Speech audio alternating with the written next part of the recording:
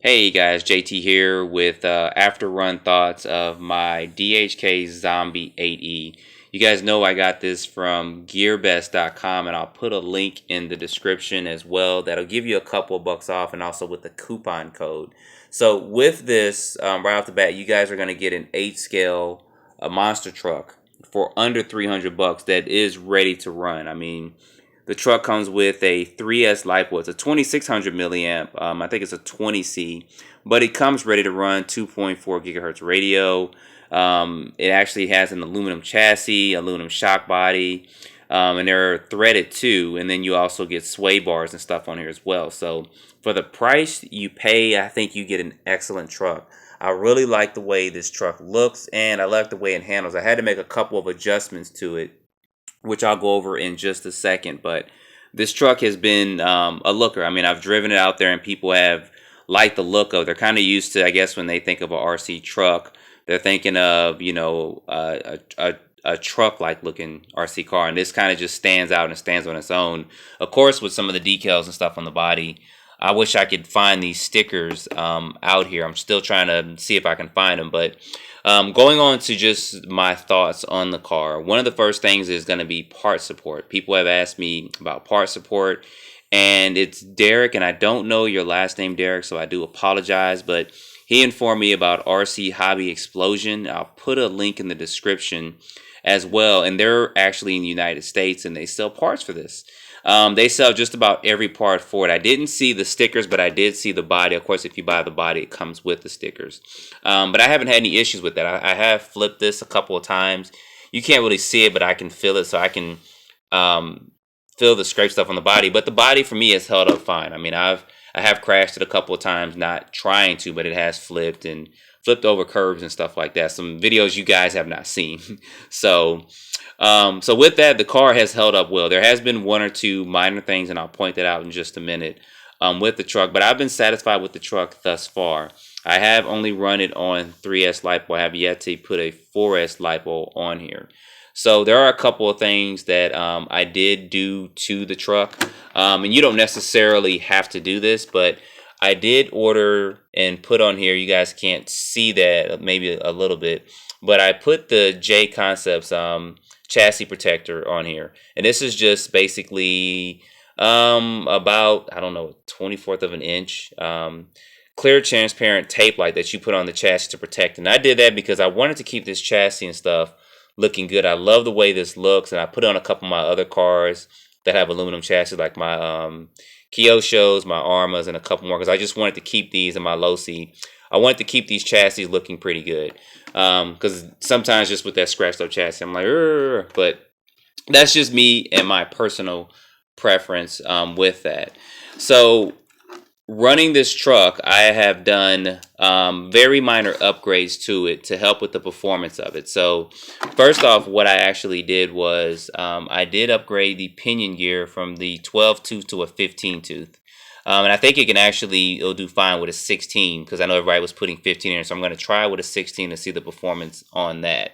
I also went in and I loosened up the shock some, because when I was running on different surfaces, it did have a tendency to somewhat traction roll.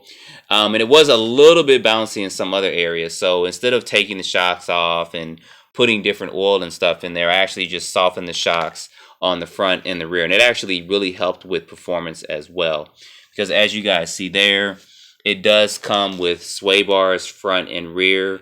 And you just can't beat that for the price that you pay. And it does, like I said before, it has an aluminum chassis and stuff with it. Now, there was a couple of things that I had to do with this truck. You see there's still a little bit of residue of the oil in here.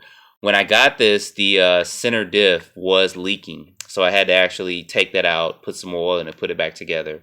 That was about maybe 15 screws total to take this out. So it did take about 20-30 minutes to get that out, put that in there, and put it back together. So that was one thing. It wasn't a deal breaker, but just with this one, I haven't seen anyone else have that problem. I had a leaking center diff that I had to actually go in and work on. Then another thing as well was when I was running this truck, these screws, or at least one of the screws in here, actually came out. And I actually have a video of that. So It came out on the top, and then I actually put thread locking compound on there, some blue, and then one of the ones on the bottom came out. Now this didn't happen on my Maximus, and these chassis are almost the same. I mean, they've got somewhat of the same design, but I'll do a comparisons video between this and the Maximus, and kind of let you know my favorites of both two and all that. But so with that, I recommend if you get this truck to go ahead and take these screws out. I know some people don't want to work on their cars, but it's going to save you the heartache of running the car out there and then these screws coming loose and you losing it out there in the field or something, because it happened for the top and for the bottom. And like I said, it wasn't so much of a deal breaker for it. It's just I recommend you going ahead and doing that because this is aluminum that's here. And I'm not sure, maybe it's thread locking compound on the Maximus and not on this. But go ahead and take a few minutes when you get this kit and do that. Another thing that I did was I adjusted the speed controller. The speed controller, when you get in the kit, is located back here. I actually took it and mounted it up here. A couple guys on YouTube have done that. On-off switch is there because it doesn't really fit in there. It's going to kind of move around a little bit, and the double-sided tape barely holds it on. So you guys see that I actually mounted to that right up here, and it fits fine. And this helps with the stability of the truck. I actually jumped it before with it back here, and it did move around some, and then up here, so it does level it off just a little bit more. You may have to not go so hard on the throttle when you jump, but you can level that off, and you can vary it off when you run a truck and jump it. So other little things that I think that if you're going to upgrade this truck and run it with a 4S LiPo, stock out the box, it's fine with the stock servo. But I think if you're going to have a lot more performance like running a 4S LiPo, you may want to update this servo because it's fine as it is now, and even with a little bit more power and speed. But I think if you start running a 4S LiPo, putting a 22 pinion gear in it, you're going to want a faster, stronger servo than what's included with it. But you can run it like this out the box. The servo didn't strip or anything. I didn't have any problems with it. But with more of that speed and turning these big meets and stuff, I think you're going to want something a little bit faster and a little bit stronger. And if not, you don't have to get it. It's not a need if you run a 4S LiPo in it. But I do believe that if you do that, you may want to think about replacing that. So other things with the truck as well, you guys see that these body mounts are adjustable, which is also another plus. Just take these body clips out and you can adjust the height of this. So that was another plus here. I've jumped this thing several times, landed on the wing and all that, and this didn't break off. I was surprised. This is actually pretty sturdy, and as I looked at some more YouTube videos from other users, they didn't break this off either.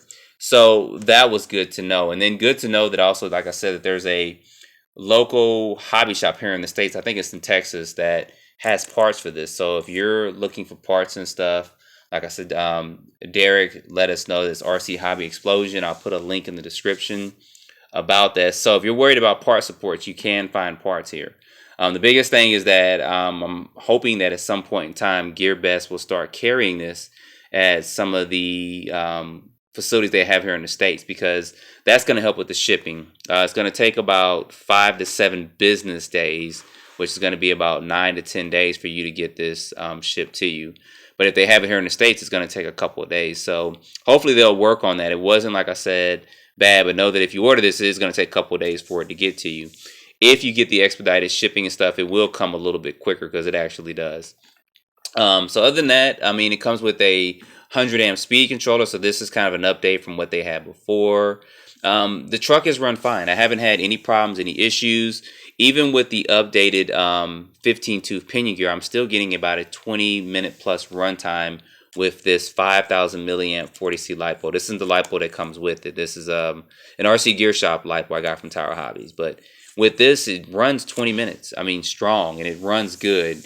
The speed is about, I'd say about 34, 35 miles per hour or so, which is probably around the same as my two-wheel drive Stampede with an upgraded system, the Castle system on there, and a higher tooth pinion gear. They're going to run about the same speed. So my Stampede 4x4, it's a 13-tooth pinion gear with the 54 spur 2S LiPo, 3900 kV motor, and they run about the same speed, which is fine. If I wanted to go faster, I could gear up a tooth or more on this, or I could actually run 4S LiPo, which I probably would at some point. I'm not going to say I'm not going to do it, because I do want to test it and how it runs with that.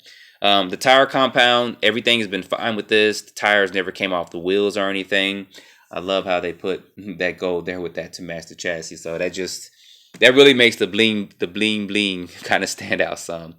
And the decals on the body and stuff. So nothing bad to say about this. I just had those small little issues with the center diff, and I didn't see any other users have that problem. And then I had those screws come out the front, which put some Loctite on that, and then you'll be good to go. So I think this is a great platform, especially for the price point, under $300. I think you can't beat that. So you're going to be seeing more videos on this. I'll be doing comparisons between this and the Maximus, and I'll do a running video as well, so you guys can see the performance difference in the two. They'll both probably have 15-tooth pinion gears in it, but this I'll run on 3S, and the Maximus I'll run on 4S, just so we can see those two run together. So you guys, as always, thanks for watching. I'll put some links in the description.